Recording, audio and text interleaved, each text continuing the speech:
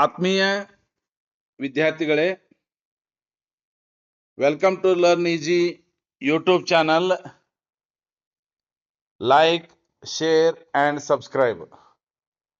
ಆತ್ಮೀಯ 10ನೇ ತರಗತಿಯ ವಿದ್ಯಾರ್ಥಿಗಳಿಗೆ ಈ ಒಂದು ಹೊಸ ವಿಡಿಯೋದಲ್ಲಿ ಚರ್ಚಿಸುತ್ತಿರುವ ವಿಷಯವೇನೆಂದರೆ, ನಿನ್ನೆ ತಾನೇ ICSE 2026ರಲ್ಲಿ English paper first language English ನಿನ್ನೆ ತಾನೇ ಮುಗಿದಿದೆ.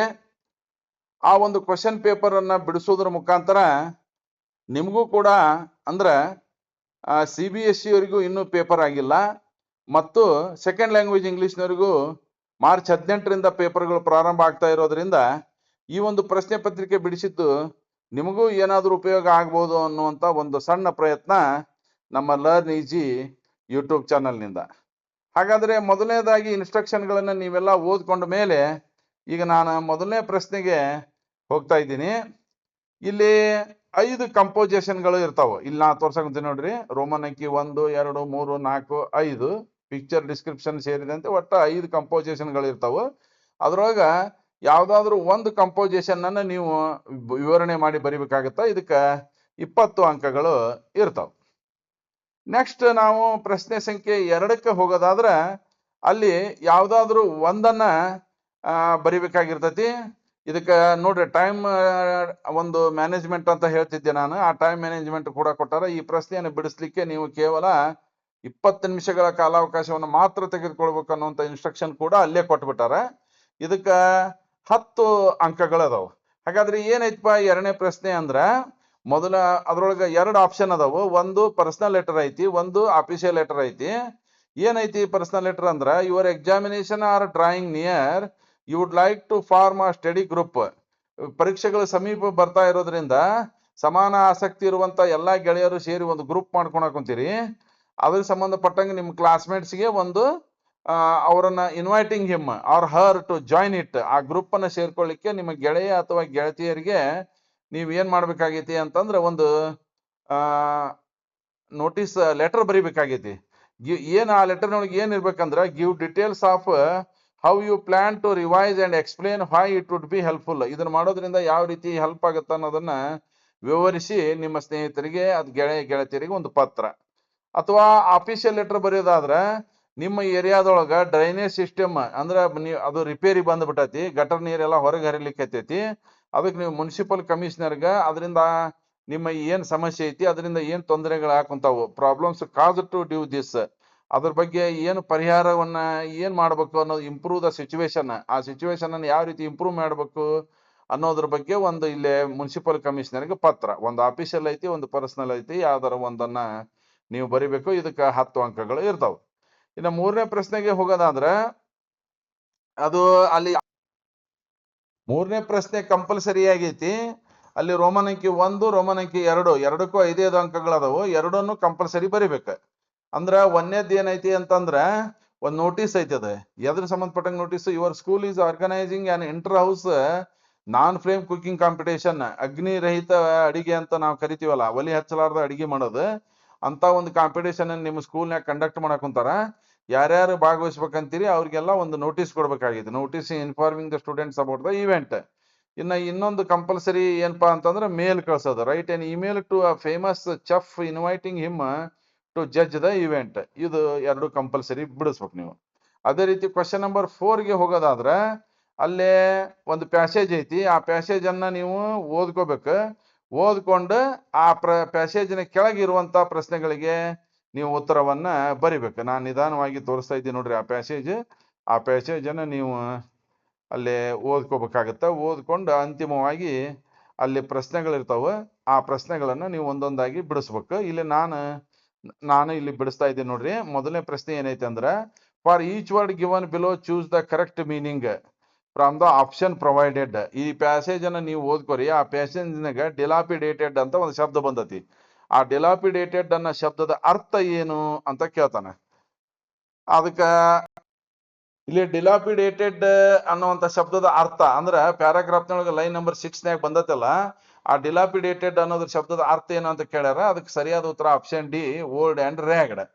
ಅದೇ ರೀತಿ 2ನೇ ಪ್ರಶ್ನೆಗೆ ಹೋಗೋದಾದ್ರೆ, 21ನೇ ಸಾಲಿನ್ಯಾಗ ಬಂದತಿ ಎಲಿಮೆಂಟ್ರಿ ಅನ್ನುವಂತ ಒಂದು ಶಬ್ದ ಬಂದತಿ. ಆ ಶಬ್ದದ ಅರ್ಥ ಏನು ಅಂತ ಕೇಳ್ಯಾರ. ಆಪ್ಷನ್ ಎ ಐತಿ ಅದರ ಅರ್ಥ ಪ್ರೈಮರಿ ಅಂತ. ಇನ್ನು ಅದೇ ರೀತಿ ಮುಂದಿನ ಪ್ರಶ್ನೆಗೆ ಹೋಗೋದಾದ್ರೆ which word in the passage is the possible of opposite of boring ಅಂತ ಕೇಳ್ಯಾರ. ಬೋರಿಂಗಿಗೆ ಅಪೋಸಿಟ್ ಆದ ಆಪ್ಷನ್ ಡಿ ಇಂಟ್ರೆಸ್ಟಿಂಗ್. ಇದಕ್ಕೆ ಸರಿಯಾದ ಉತ್ತರ ಏನು? ಇಂಟ್ರೆಸ್ಟಿಂಗ್ ಅಂತ.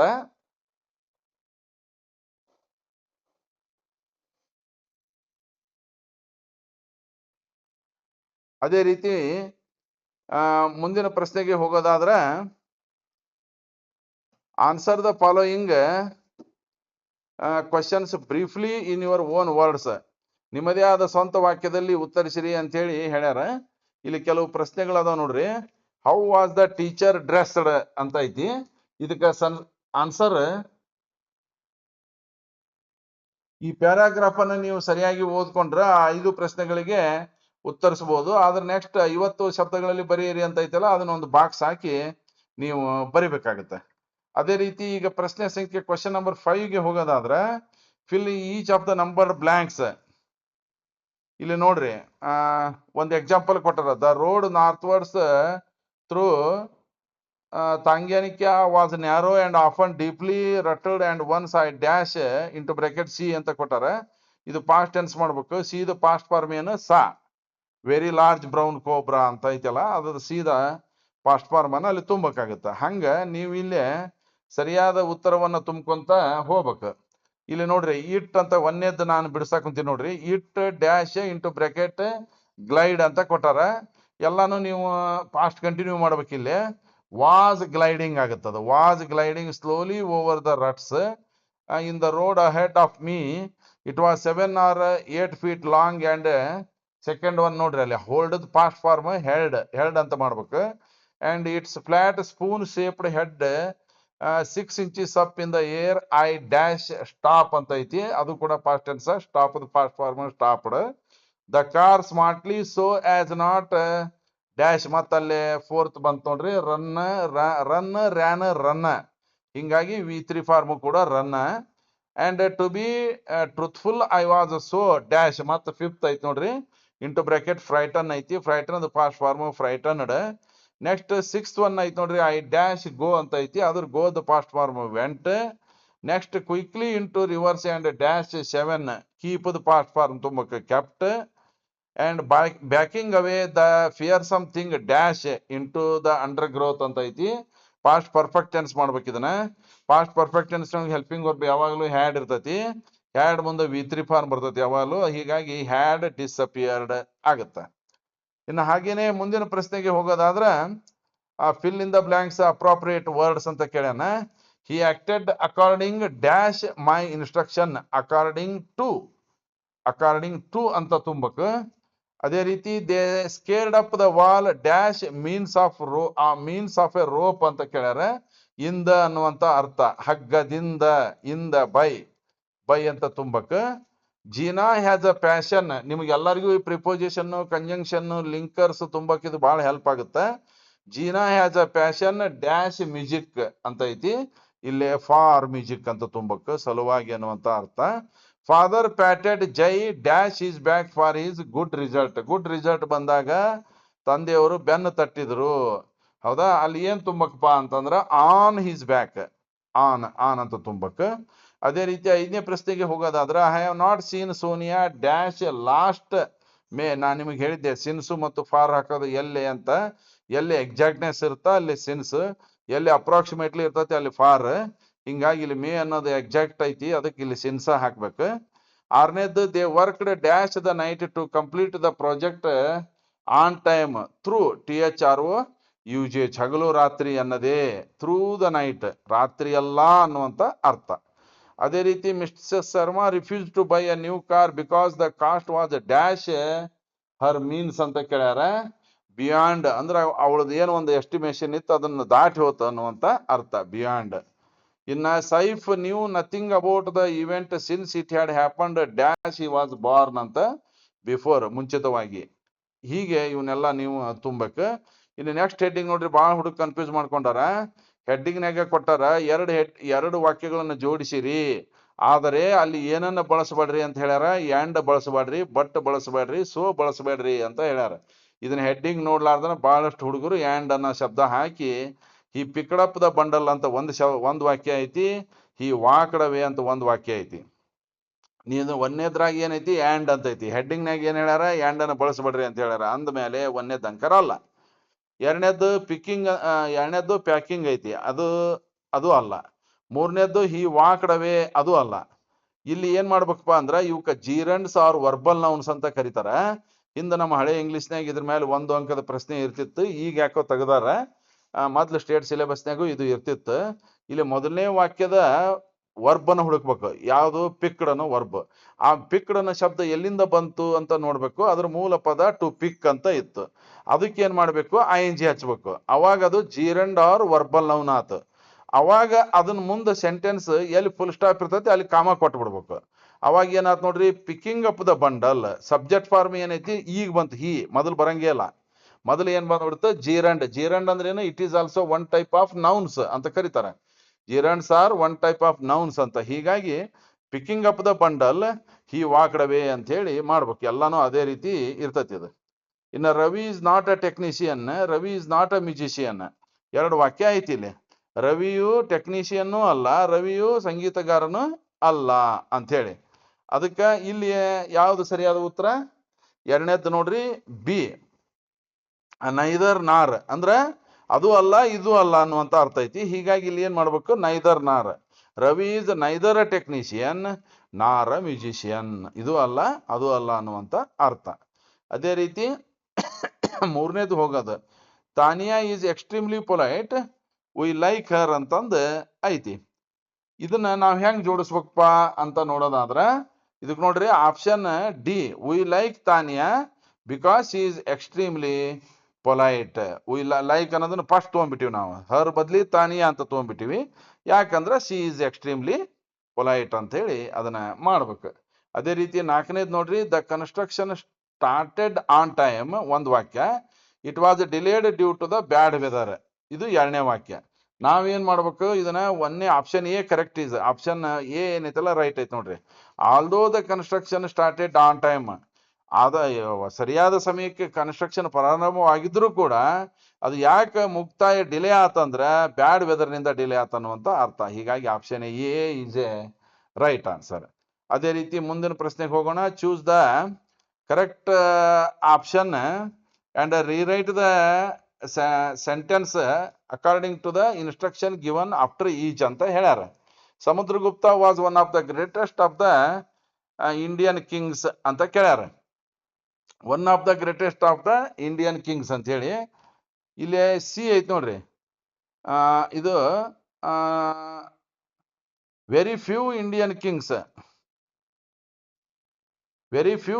Kings were as great as Samudragupta ಅನ್ನುವಂತ ಅರ್ಥವನ್ನ ಕೊಡ್ತತಿ ಇದು. ಇನ್ನು 2ನೇ ಪ್ರಶ್ನೆಗೆ ಹೋಗೋದಾದ್ರೆ, one should keep once promises ಅಂತ ಕೇಳ್ಯಾರ. ಪ್ರಾಮಿಸ್ ಶುಡ್ ಬಿ ಕೆಪ್ಟ್, ಇದ್ರ ಅರ್ಥ ಏನಂದ್ರ ಬಿಗಿನ್, ಪ್ರಾಮಿಸ್ ಅನ್ನುವಂಥ ಶಬ್ದದಿಂದ ಪ್ರಾರಂಭ ಮಾಡ್ರಿ ಅಂತ ಕೇಳ್ಯಾರ. ಇದಕ್ಕೆ ಸರಿಯಾದ ಉತ್ತರ C, promises should be kept, ವಚನವನ್ನ ಕಾಯ್ಕೋಬೇಕು ಅನ್ನುವಂತ ಅರ್ಥ. ಇನ್ನು he said comma into double ಇಟೆಡ್ comma, I have passed the examination ಅಂತ ಐತಿ. ಹೌದಾ? ಹಿ ಸೇಡ್ ದ್ಯಾಟ್, ಐ ಬದಲಿ ಫಸ್ಟ್ ಪರ್ಸನ್, ಇದು ಡೈರೆಕ್ಟ್ ಇಂಡೈರೆಕ್ಟ್ ಮಾಡೋದೈತಿದು. I change in comma double ಇಟೆಡ್ ಕಾಮಗಳನ್ನ ತೆಗೆದು ಹಾಕ್ಬೇಕು, ಅಲ್ಲಿ ದ್ಯಾಟ್ ಅನ್ನ ಸೇರಿಸ್ಬೇಕು. Simple present tense change into simple past tense. ಹೀಗಾಗಿ ಸರಿಯಾದ ಉತ್ತರ ಎ ಆಗತ್ ನೋಡ್ರಿ. ಇಲ್ಲಿ he said that, comma double ಇಟೆಡ್ ಕಾಮಗಳನ್ನ ತೆಗೆದು ಹಾಕಿವಿ. ಯಾವ ಇದ್ದದ್ದು? ಹ್ಯಾಡ್ ಆಗೈತಿ. He had passed the examination. ಈ option A is a right answer.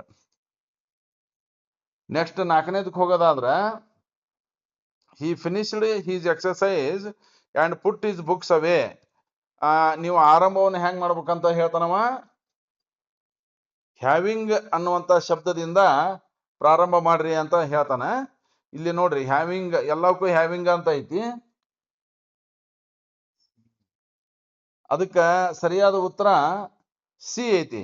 Having finished is exercise ಈ ಪುಟ್ ಈಸ್ ಬುಕ್ಸ್ ಅವೇ, ಅದು ಸರಿಯಾದ ಉತ್ತರ ಆಗುತ್ತೆ. ಇನ್ನು 5ನೇ ಪ್ರಶ್ನೆಗೆ ಹೋಗೋದಾದ್ರ, unless the practice is every day she will not be able to meet her goal. If ಅನ್ನುವಂಥ ಶಬ್ದದಿಂದ ಪ್ರಾರಂಭ ಮಾಡ್ರಿ ಅಂತ ಹೇಳ್ಯಾನ. ಇಲ್ಲೇ ಯಾವ್ದು ಸರಿಯಾದ ಉತ್ತರ ಅಂತ ನೋಡೋದಾದ್ರ 5ನೇದ್ದು A. If she practices every day she will be able to meet her goal. ಇದು ಸರಿಯಾದ ಉತ್ತರ ಆಗುತ್ತಾ. ಅದೇ ರೀತಿ 6ನೇ ಪ್ರಶ್ನೆಗೆ ಯೂಸಿಂಗ್ ಸೋ ದ್ಯಾಟ್ ಅಂತ ಹೇಳ್ಯಾರ. ಟೂ ತೆಗೆದು ಸೋ ಹಾಕ್ಬಿಡೋದಲ್ಲಿ. Rashmi was too late to hear the first speech. ಇದಕ್ಕೆ ನೋಡ್ರಿ 6ನೇ ಪ್ರಶ್ನೆಗೆ ಸರಿಯಾದ ಉತ್ತರ ಡಿ ಆಗುತ್ತೆ. Rashmi was so late that she could not hear the first speech. ಆಕೆ ಲೇಟಾಗಿ ಬಂದು ಹೀಗಾಗಿ ಮೊದಲನೇ ಭಾಷಣವನ್ನು ಕೇಳಾಕ ಆಗ್ಲಿಲ್ಲ ಅನ್ನುವಂಥ ಅರ್ಥ. 7ನೇ ಪ್ರಶ್ನೆ ಡಿಫ್ರೆಂಟ್ ಅನ್ನ ಬಳಸ್ರಿ ಅಂತ ಹೇಳ್ಯಾರ. ಇದಕ್ಕೆ ಸರಿಯಾದ ಉತ್ತರ ಬಿ ಆಗುತ್ತೆ. The two shades are slightly different. Difference ದಿಂದ ಡಿಫ್ರೆಂಟ್ ಅನ್ನುವಂಥ ಶಬ್ದ ಬಂದತಿ. ಇನ್ನು 8ನೇ ಪ್ರಶ್ನೆ ಹೋಗೋದಾದ್ರೆ doctor Shetty is a professor and research scientist.